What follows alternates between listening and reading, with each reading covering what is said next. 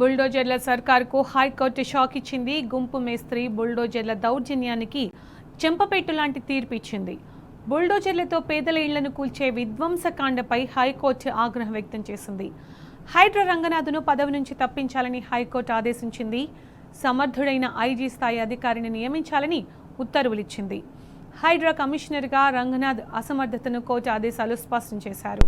Court ఉత్తర్వులను పదే పదే ధిక్కరిస్తూ హైడ్రా అరాచకాలు సృష్టించింది.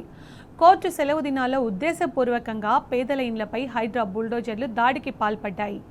రేవంత్ అన్న తిరుపతి రెడ్డి సహా బడాబాబులకు మాత్రం హైడ్రా దాసోహమైంది. హైడ్రా రంగనాథ్పై 63 కోర్టు ధిక్కరణ పిటిషన్లు దాఖలయ్యాయి. ఆర్మీ భూముల్లో సైతం దురాక్రమణకు హైడ్రా కుతంత్రం చేసింది. హైడ్రా తీరుపై ఉన్నత న్యాయస్థానం మండిపడింది.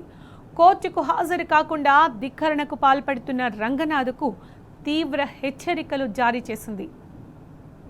కంటెంప్ట్ ఆఫ్ కోర్ట్ కింద అరెస్టు చేయాలని ఆదేశాలిచ్చింది.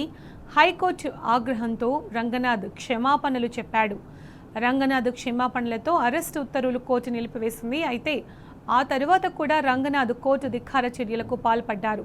దీంతో ఇవాళ రంగనాథ్పై హైకోర్టు ఫుల్ ఫైర్ అయింది. వెంటనే రంగనాథ్ను హైడ్రా పదవి నుంచి తొలగించాలని సర్కార్కు ఆదేశాలిచ్చింది.